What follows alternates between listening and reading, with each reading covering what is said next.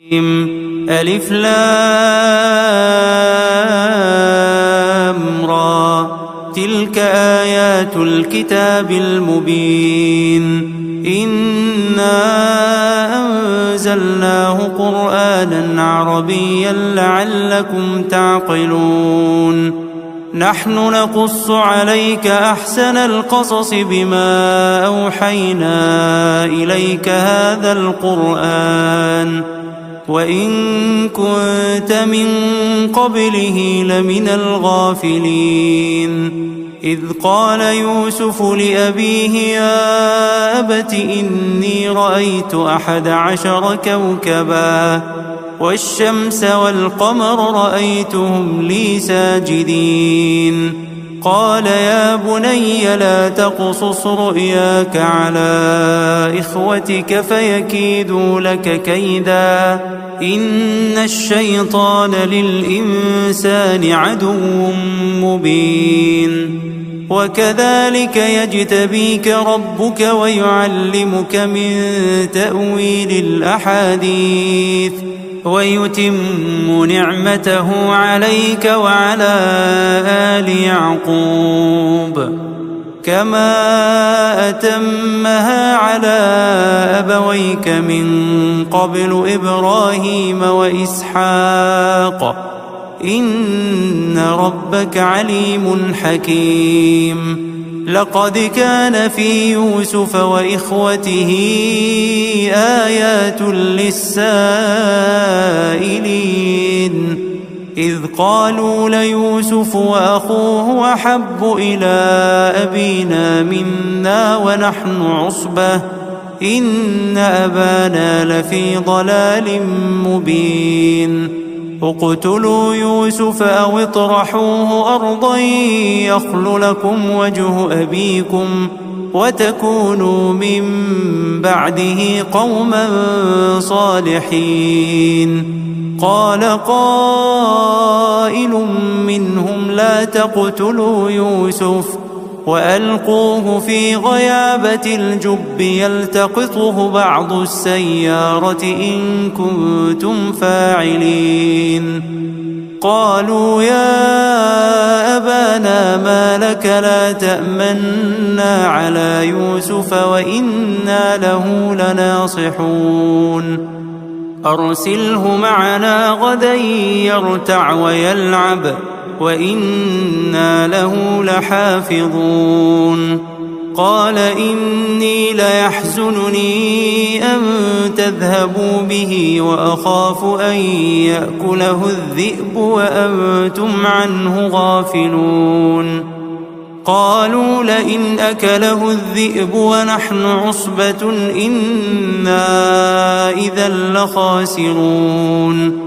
فلما ذهبوا به وأجمعوا أن يجعلوه في غيابة الجب وأوحينا إليه لتنبئنهم بأمرهم هذا وهم لا يشعرون وجاءوا أباهم عشاء يبكون قالوا يا أبانا إنا ذهبنا نستبق وتركنا يوسف عند متاعنا فأكله الذئب وما أنت بمؤمن لنا ولو كنا صادقين وجاءوا على قميصه بدم كذب قال بل سولت لكم أنفسكم أمرا فصبر جميل والله المستعان على ما تصفون وجاءت سيارة فأرسلوا والدهم فأدلى دلوه قال يا بشرى هذا غلام وأسروه بضاعة والله عليم بما يعملون وشروه بثمن بخس دراهم معدودة وكانوا فيه من الزاهدين وقال الذي اشتراه من مصر لامرأته أكرمي مثواه عسى أن ينفعنا أو نتخذه ولدا وكذلك مكنا ليوسف في الأرض ولنعلمه من تأويل الأحاديث والله غالب على أمره ولكن أكثر الناس لا يعلمون ولما بلغ أشده آتيناه حكما وعلما وكذلك نجزي المحسنين وراودته التي هو في بيتها عن نفسه وغلقت الأبواب وقالت هيت لك قال معاذ الله إنه ربي أحسن مثواي إنه لا يفلح الظالمون ولقد همت به وهم بها لولا أن رأى برهان ربه كذلك لنصرف عنه السوء والفحشاء إنه من عبادنا المخلصين واستبق الباب وقدت قميصه من دبر وألف يا سيدها لدى الباب قالت ما جزاء من أراد بأهلك سوءا إلا أن يسجن أو عذاب أليم قال هي راودتني عن نفسي وشهد شاهد من أهلها إن كان قميصه قد من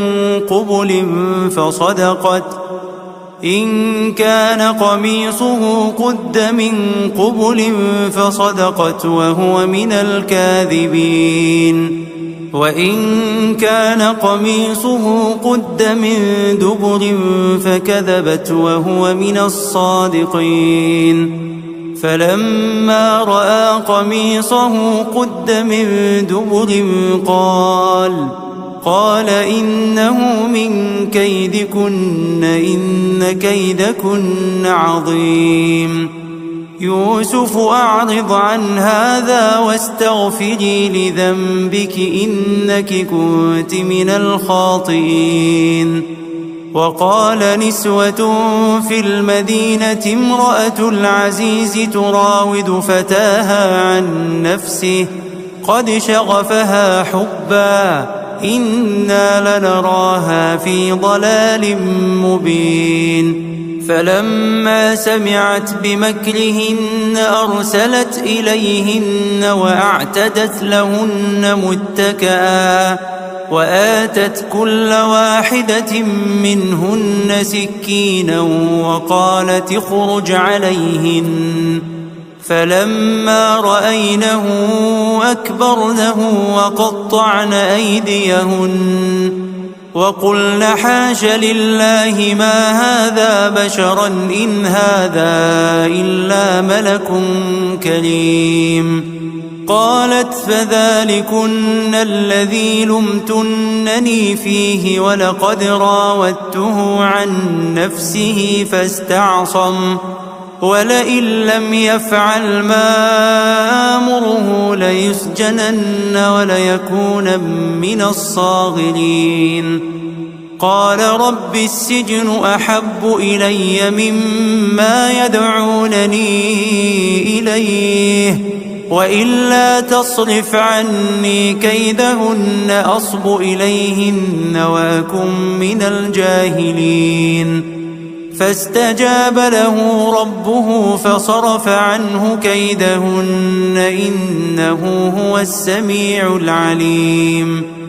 ثم بدا لهم من بعد ما رأوا الآيات ليسجننه حتى حين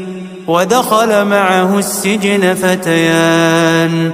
قال أحدهما إني أراني أعصر خمرا وقال الآخر إني أراني أحمل فوق رأسي خبزا تأكل الطير منه نبئنا بتأويله إنا نراك من المحسنين قال لا يأتيكما طعام ترزقانه إلا نبأتكما بتأويله قبل أن يأتيكما ذلكما مما علمني ربي إني تركت ملة قوم لا يؤمنون بالله وهم بالآخرة هم كافرون واتبعت ملة آبائي إبراهيم وإسحاق ويعقوب ما كان لنا أن نشرك بالله من شيء ذلك من فضل الله علينا وعلى الناس ولكن أكثر الناس لا يشكرون يا صاحبي السجن أأرباب متفرقون خير أم الله الواحد القهار ما تعبدون من دونه إلا أسماء سميتموها أنتم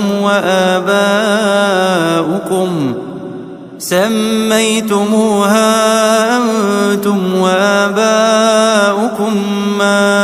أنزل الله بها من سلطان إن الحكم إلا لله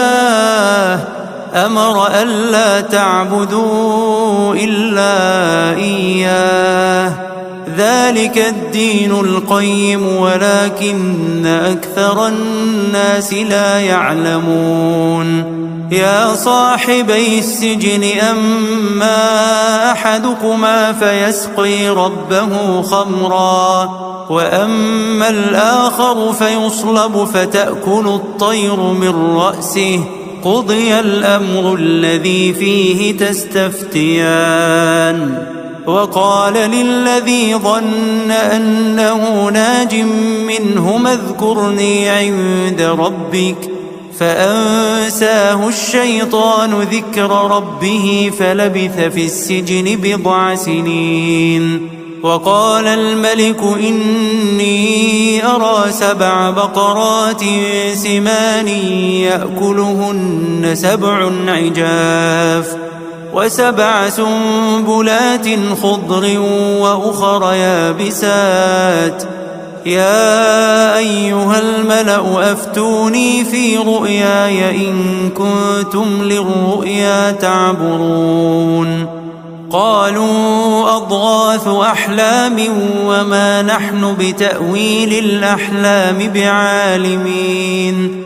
وقال الذي نجا منهما وادكر بعد أمة أنا أنبئكم بتأويله فارسلون يوسف أيها الصديق أفتنا في 7 بقرات سمان يأكلهن 7 عجاف و7 سنبلات خضر وأخر يابسات لعلي أرجع إلى الناس لعلهم يعلمون قال تزرعون 7 سنين دأبا فما حصدتم فذروه في سنبله إلا قليلا مما تأكلون ثم يأتي من بعد ذلك 7 شداد يأكلن ما قدمتم لهن إلا قليلا مما تحصنون ثم يأتي من بعد ذلك عام فيه يغاث الناس وفيه يعصرون وقال الملك ائتوني به فلما جاءه الرسول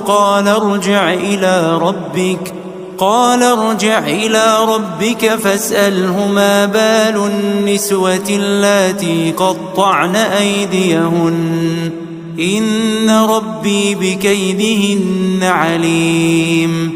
قال ما خطبكن إذ راوتن يوسف عن نفسه قلن حاش لله ما علمنا عليه من سوء قالت امرأة العزيز الآن حصحص الحق أنا راودته عن نفسه وإنه لمن الصادقين ذلك ليعلم أني لم أخنه بالغيب وأن الله لا يهدي كيد الخائنين وما أبرئ نفسي إن النفس لأمارة بالسوء إلا ما رحم ربي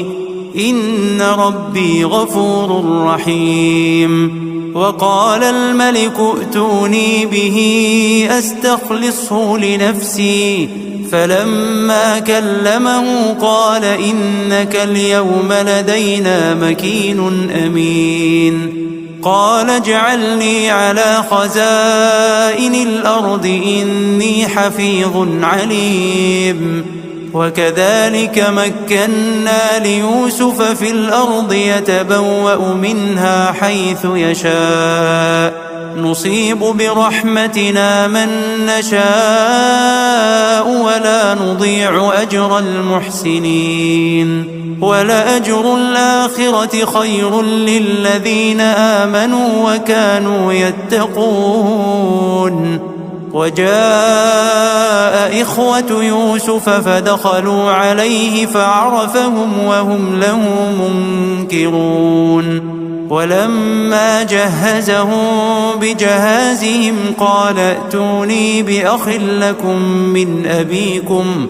ألا ترون أني أوفي الكيل وأنا خير المنزلين فإن لم تأتوني به فلا كيل لكم عندي ولا تقربون قالوا سنراود عنه أباه وإنا لفاعلون وقال لفتيانه اجعلوا بضاعتهم في رحالهم لعلهم يعرفونها إذا انقلبوا إلى أهلهم لعلهم يرجعون فلما رجعوا إلى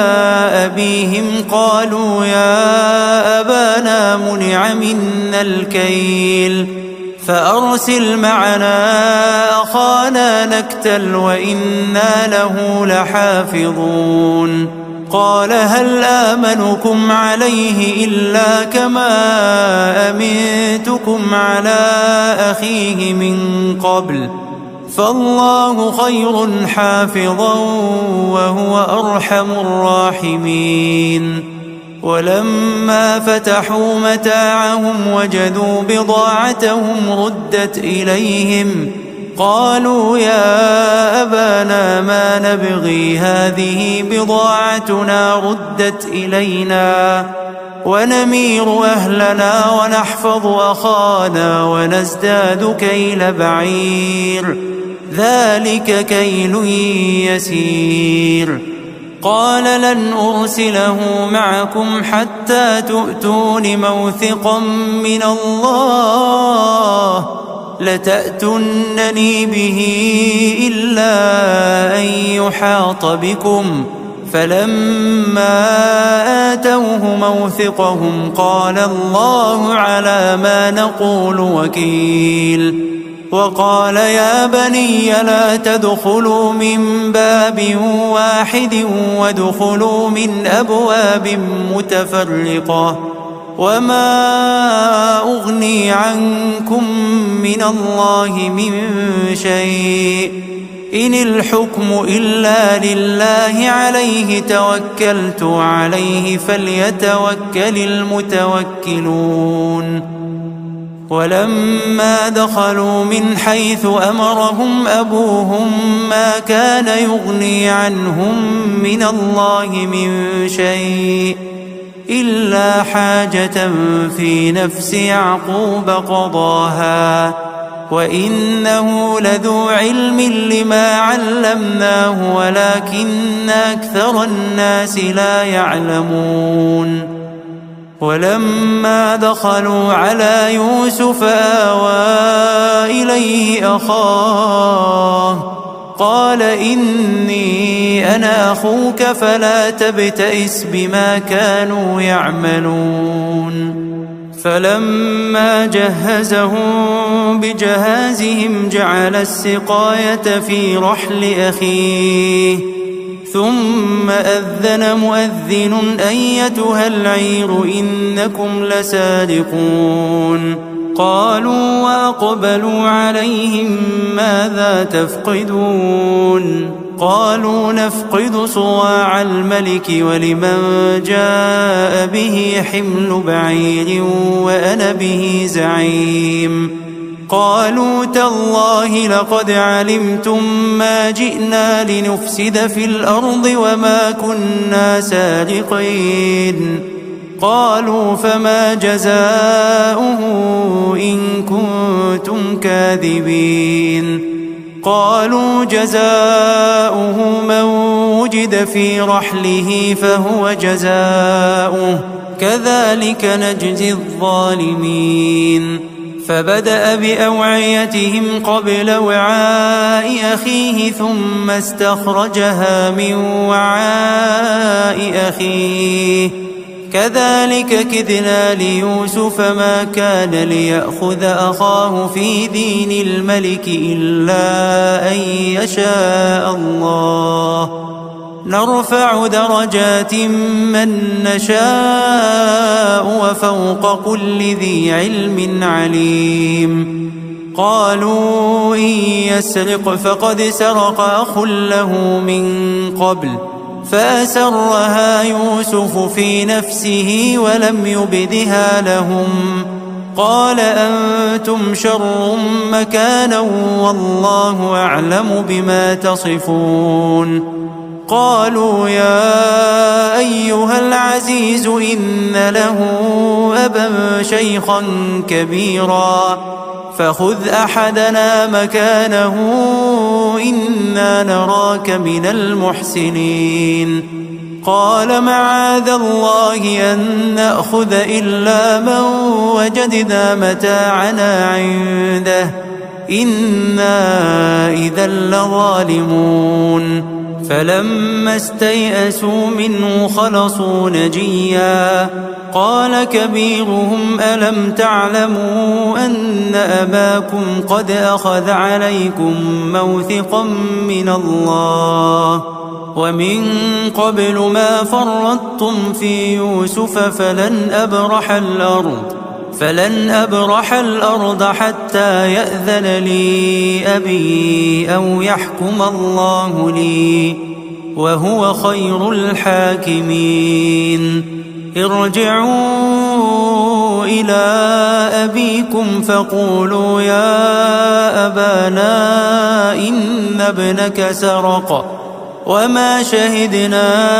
إلا بما علمنا وما كنا للغيب حافظين واسأل القرية التي كنا فيها والعير التي أقبلنا فيها وإنا لصادقون قال بل سولت لكم أنفسكم أمرا فصبر جميل عسى الله أن يأتيني بهم جميعا إنه هو العليم الحكيم وتولى عنهم وقال يا أسفا على يوسف وابيضت عيناه من الحزن فهو كظيم قالوا تالله تفتأ تذكر يوسف حتى تكون حرضا أو تكون من الهالكين قال إنما أشكو بثي وحزني إلى الله وأعلم من الله ما لا تعلمون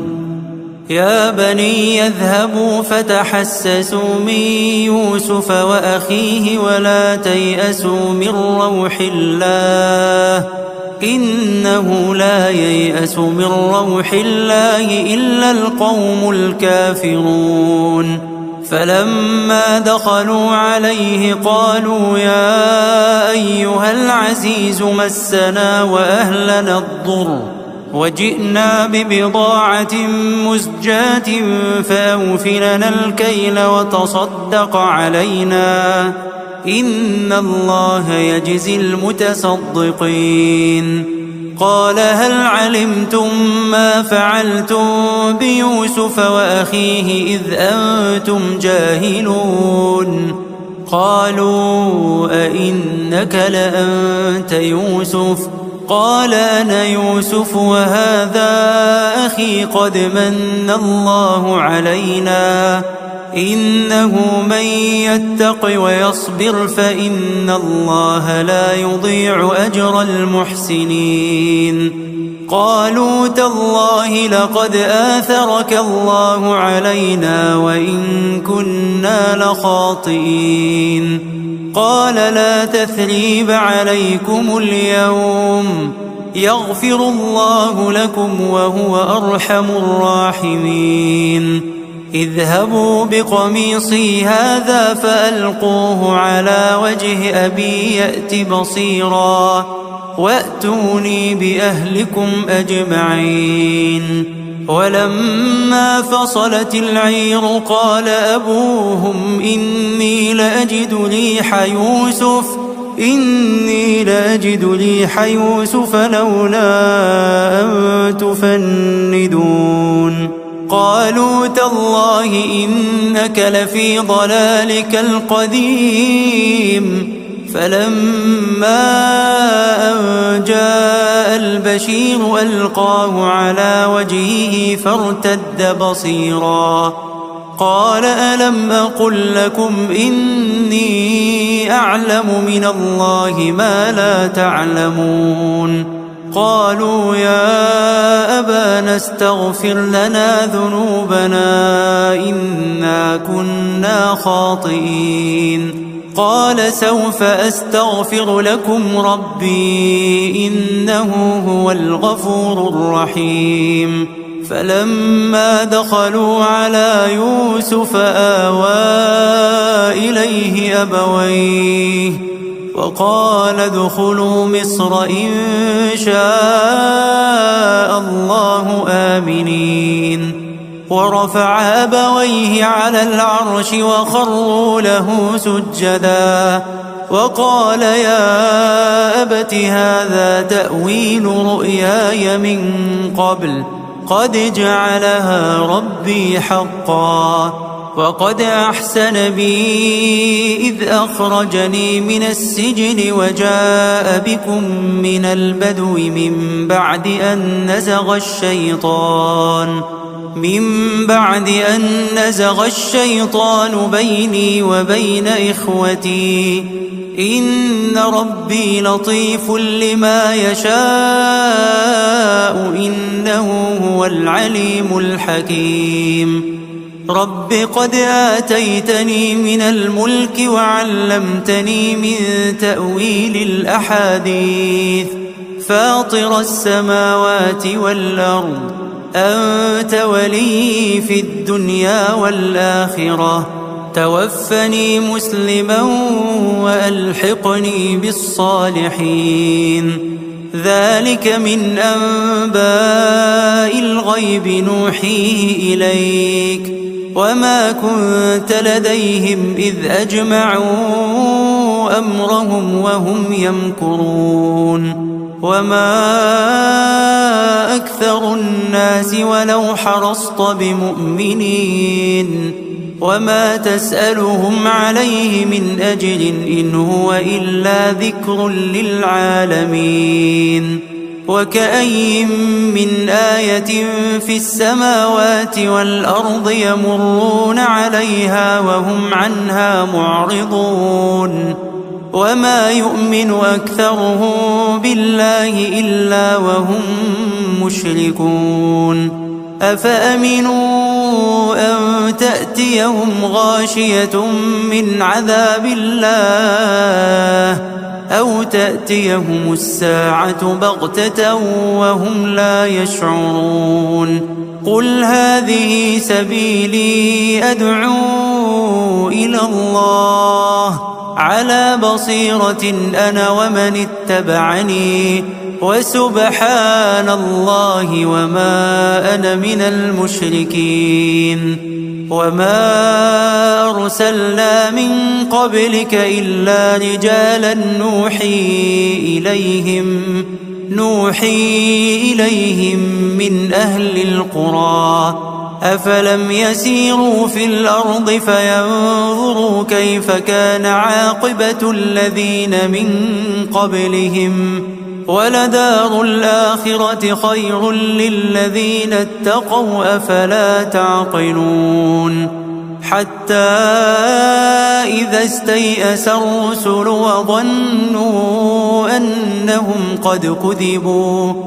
جاءهم نصرنا فنجي من نشاء ولا يرد بأسنا عن القوم المجرمين لقد كان في قصصهم عبرة لأولي الألباب ما كان حديثا يفترى ولكن تصديق الذي بين يديه وتفصيل كل شيء وهدى ورحمة لقوم يؤمنون